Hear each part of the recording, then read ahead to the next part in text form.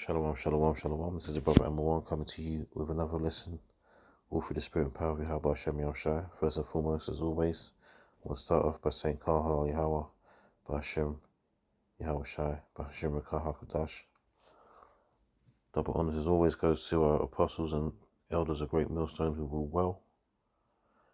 And peace, blessings, and salutations as always to the brothers out there pushing this word in truth and sincerity. You know, breaking down the spiritual holds of wickedness in this kingdom, man. You know, lesson after lesson. So yeah, let's get into this, man. Lord willing, it would be edifying, straight to the point, man.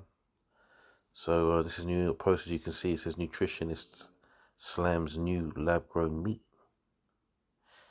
Says I'd rather eat my shoe, and he's probably right. There's probably more nutrition in his shoe, man, than this garbage that Bill Gates and his ilk are pushing out there, man. You know, if you don't know already, Bill Gates owns the majority of what you would consider to be farmland in Babylon, man. He's trying to control that market, trying to control the consumption of meat, and he's pushing for countries. He says first world countries should be using synthetic meat, man. And on a quick side note, man, if you've never seen The Omen 2, you should watch The Omen 2, right? I know there's a lot of folly in it, but there's a particular, like the company, the Thorn Company, right? Which is always one of the major players, because, you know, Thorn is who Damien, the character who is apparently the Antichrist, as we know that's, you know, that's false teaching, but his family, you know, are the Thorns basically. He's adopted into the Thorns, and they are controlling everything on the planet. And the next step, what they want to do in this movie is control the meat, control the food, man. You know, genetically as well, and claiming that it's not, you know, for wickedness, it's to feed the world, but really it is for wickedness, man. Anyway, just a side note, man. Watch that and check that out, man. So it says controversial new lab-grown meat has been slammed by nutritionists and farmers skeptical of its nutritional value and whether it should even be labeled beef or chicken. It says the U.S. Department of Agriculture and the Food and Drug Administration have given the green light to two companies, Upside Foods and Good Meat. And you notice how they're clever with the names, man, to get people on side to eat this garbage, man. You know, people in this world will try anything, you know. I'm not saying everyone, but the majority of this world will try this crap, man. Thinking it's the future. Everyone's so keen for the future. Well, if they knew what the real future was, man, a lot of these people wouldn't be so keen. You know, we're keen for our future, man. You know, because we know what's to come. So it says Upside Foods and Good Meat to sell their products, which are cultivated in a lab rather than coming from slaughtered animals in the US, aka Babylon. This is some crazy shit, man. This world is finished. It says the meat is created from live stem cells taken from the muscle and skin of real live animals, which are then cultivated in a bioreactor, a process which emulates conditions in an animal's body and feeds the cells in order to grow the meat. It's basically stem cell science, man. It says, but that process leaves a bad taste in many professionals' mouths.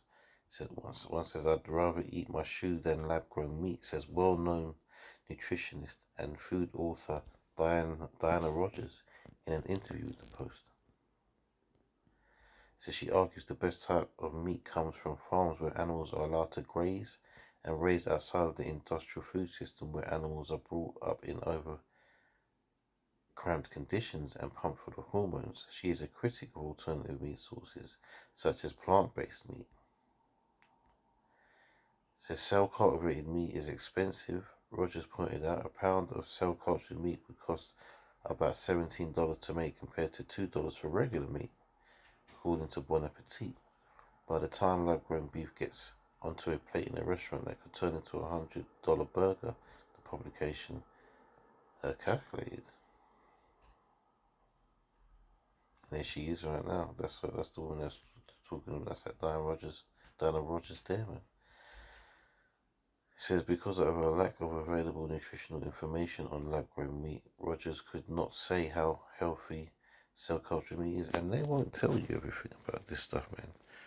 Remember, these people lobby the congressmen, man. They lobby them, so basically they pay them to pass to pass laws or to not pass laws. So if they don't want you to know everything about the ingredients, they could lobby that, man. Just like they did with GMO foods, man. Some of the foods don't have to be labeled.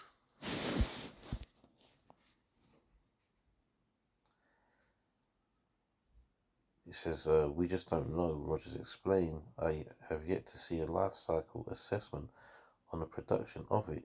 We don't have any public data. McDonald's is still better because the meat is still a better option for vitamins, she added. Imagine that you could say McDonald's is better. That's how bad it is, man. For its part, the National Cattlemen's Beef Association is pressuring the FDA to stop the companies producing the lab-grown meat from using conventional names, claiming the term beef should be reserved for meat that comes from animals raised as livestock. Look, this is happening, all right? There's no amount of pressuring and protesting that's going to stop this, man. This is all part of their agenda. This is Good Meat told the Post its product is made of chicken cells, salt, and the combined base product of wheat, soy, but there is no nutritional label available for at this time, as its product will only be available at restaurants for now. And soy, man, is another thing that's damaging to you. They're putting that shit in everything, man. Anyway, look, I'm not going to read all of this as usual because there's a lot to read, and I want to get the scriptures, man. But look, you can go and find this and read it for yourself. Once again, Esau thinks he's the controller of everything, man. The Lord of the universe, man. But we already have, that, man. We have a creator who created the powers to create. In fact, I'll put it like that. The Most High created the powers with the angels and Yahweh Shai to create. Right, so it's already been established. Esau can't perfect anything. If anything, the time Esau tries to play God, so to speak, he does it completely worse, man. He does the reverse of what you would want, or what he would want to do. It just makes things worse. It doesn't make things better, man. The Lord created man, right? But Esau's like Dr. Frankenstein. He has to take bits and bobs and put them together, and his version is substandard every single time. Because he's working off of the parts that the Most High has created. So let's get the scriptures anyway, man.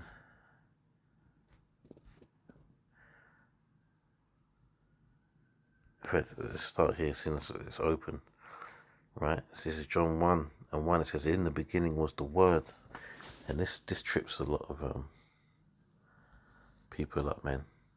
But in the beginning was the Word, and the Word was with the powers, and the Word was power, right? So who's the Word, man? Well, what is the Word? The Word is Yahweh Shai, man. So, and the Word, Yahweh Shai, was with the powers, and the Word was a power, basically, as we're saying. And the powers are like the angels, man. It says the same was in the beginning with the Most High.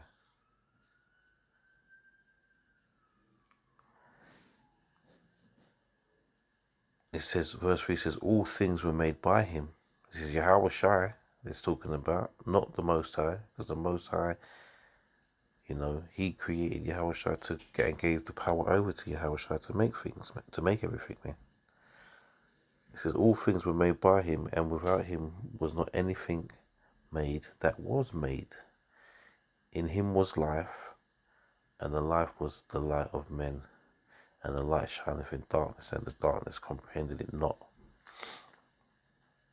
Right, so there you have the established man, right?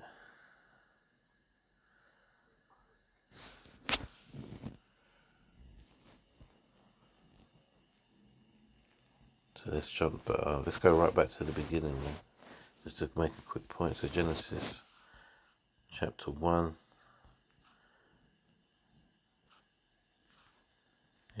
verse 27, it says, so God created man in his own image, right? So the powers created man in his own image, and in the image of God created he him, male and female created he them, right?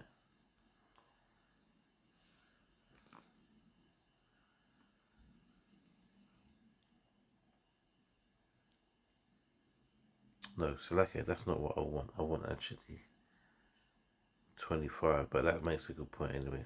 Let me go back up Salaki for that. This is what I want. Genesis 1 and 25. It says, and the powers made the beast of the earth after his kind, and cattle after their kind, and everything that creepeth upon the earth after his kind. And the powers saw that it was good. Right? So it was good, man. Then just read it was good. So what they feel as though it's necessary for them to mess with it. You understand what I'm saying? It was made to perfection. And all that's happened is this man has come along and ruined everything, man.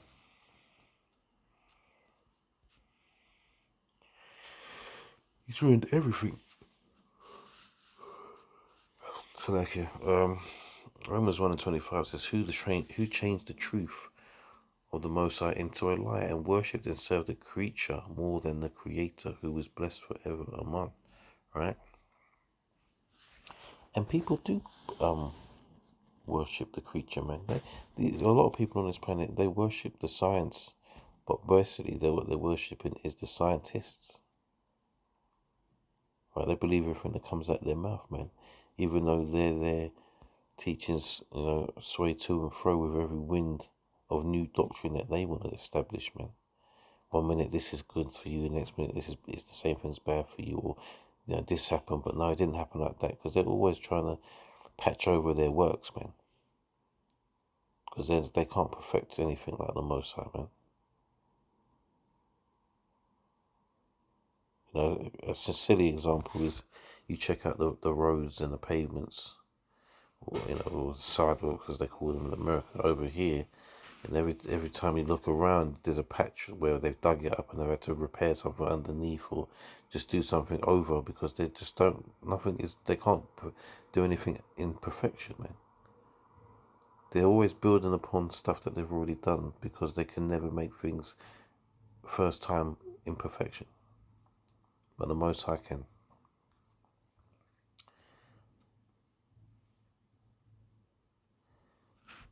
Second Thessalonians 2. Suffering, so it says, now we beseech you, brethren, by the coming of our Lord Yahushua Mashiach, and by our gathering together unto him, that ye be not soon shaken in mind, or be troubled, neither by spirit, nor by word, nor by letter as from us, as that the day of Hamashiach is at hand. And you can tell it's at hand because this stupid shit that they're doing, man. Everything is crazy out here. This place is crazy. If I went back in time, if I go back in time to tell myself, when 20 years from before now, how the world was going to be, man, my own self would laugh in my face and say that's impossible, because the things I'd be telling him, it would just be inconceivable. This world is absolutely effed up. Verse 3 says, let no man deceive you by any means, for that day shall not come except there come a falling away first, and that man of sin be revealed, the son of perdition. Let's get that word perdition.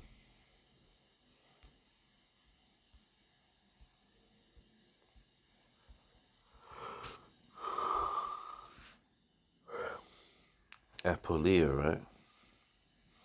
Another word is Apollyon, man, I believe, meaning destruction or destroyer. It says destroying, utter destruction, a perishing, ruin, destruction. So he's a man who destroys everything. He just looks at things and is destroyed, man. This man is the absolute devil, man.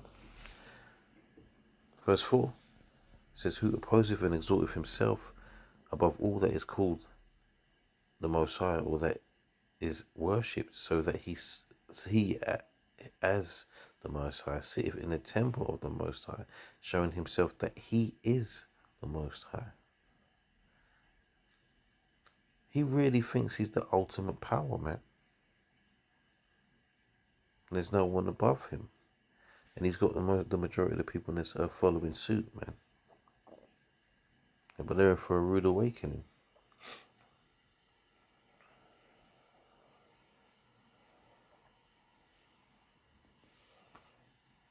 You know, there's a movie, I've never watched it. I'm going to try and find it and watch it. I might try and see if I can get it from somewhere. But it's called Soylent Green. And I think it's got Charlton Heston in it. Because he's in all the Batman movies, man. That man's an ultimate, you know, he's the ultimate, man, when it comes to movies, man. There's no doubt about it. Don't care what anyone says, man. And I think, you know, I'm just putting, this is my opinion. It's not gospel. But, you know, I think he might even be a Jake, man. I think he might even be a Jake. But anyway, Soylent Green, yeah. So this is a futuristic film where, you know, the food is short. And, you know what, I don't even want to spoil it, but look, it's not really going to, so the film's so old, man, I might as well just say, basically, people are being recycled and reconstituted as this food type stuff called Soylent Green. The people are basically eating the dead. And he finds this out, man. It's a massive conspiracy. He finds it out. And you can't put anything past this man. You know, you can't put anything past this devil, man. He's a demon, man.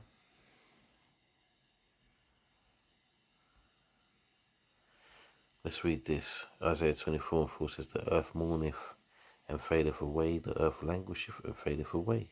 The haughty people of the earth do languish.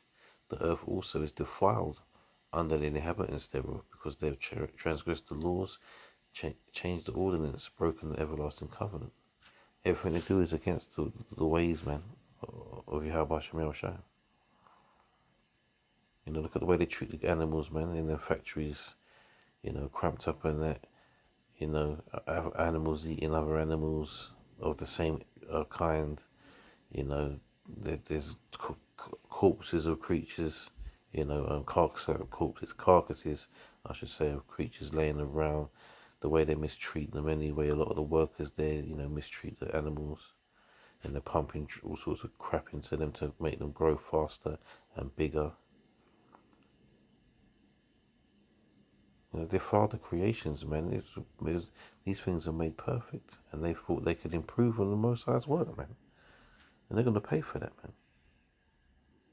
And it says, therefore hath the curse devoured the earth, and they that dwell therein are desolate. Therefore the inhabitants of the earth are burned, and few men left. Right? That's that burning, that destruction that's coming, man. Is for recompense, man, to reset, clean this. I'm trying not to use any profanities, man. Clean this place up, you know. Put it back right, you know. You know, if you read, I want to read something in Psalm 104. I'm going to read the whole thing. But you can read the whole thing, man. It talks about the perfection, you know, of how things have been made, man. The Lord done it all. There's no need for anyone else to tamper with it, man. But, you know, as the scripture always says, and I will say this a lot, the earth is given into the hands of the wicked, man. So they're running it right now. The Lord's allowing it. Psalms 104:24 says, O Lord, how manifold are thy works. In wisdom hast thou made them all. The earth is full of thy riches. I don't need to break that down, man. You understand what I'm saying? Let's get one more, man. We'll close out.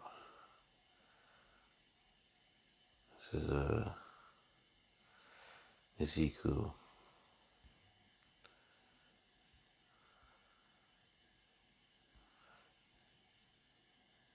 Just a quick one, just to cap it off. Ezekiel 4:13, it says, and the Lord said, even thus shall the children of Israel eat their defiled bread among the Gentiles, whither I will drive them. Let me tell you something, you won't catch me touching that shit. Alright? And the hope for the elect, man. The men of the Lord ain't going to touch that garbage either, man. But it's not, that comes in all shapes and forms, man. The water you're drinking, like we mentioned about the cattle and the poultry and all of that stuff, what they're doing with all of that. All the chemicals they put in all the food and all of that stuff, man. Right? Hardly anything you eat in this world is good for you. Alright? So we need Yahweh Shai back, man, so we can get rid of this devil, man, have things, the natural order back, man. Everything he's done needs to be torn down.